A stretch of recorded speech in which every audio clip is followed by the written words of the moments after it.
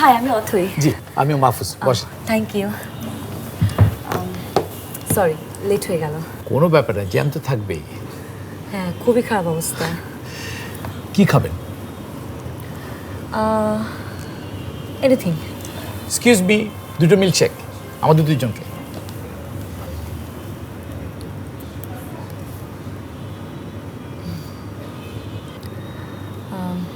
এটা কি আপনার প্রথম বিয়ে?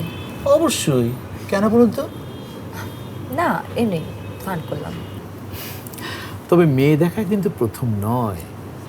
আচ্ছা, তো এর আগে যত মেয়ে দেখেছেন তাদের পছন্দ হয়নি? পছন্দ হয়, আবার অনেক কিছু পছন্দ তো হয় না।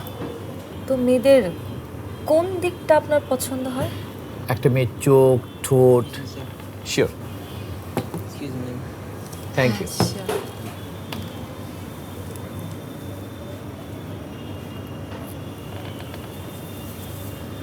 আপনি তো এবার অনার্স ফাইনাল ইয়ারে, শেষ করার পর কি করার ইচ্ছা আছে?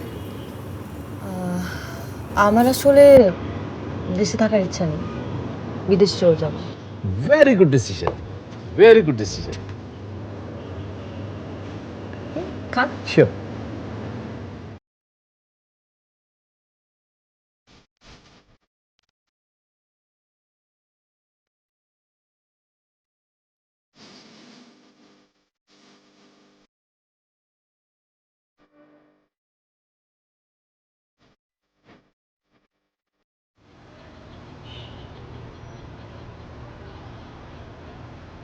হ্যালো।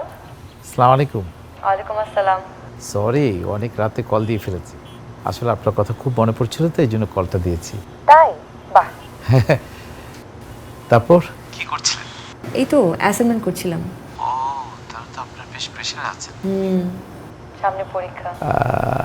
দেখা করা যাবে? এখন? এত রাতে না, মানে কালকে কি দেখা করা যাবে? কালকে অবশ্য আমি বিকেল পর ফ্রি আছি। আচ্ছা আচ্ছা, তাহলে এক কাজ করি, বিকেলের পরে আমি আপনাকে ফোন দিই। ওকে, বাই।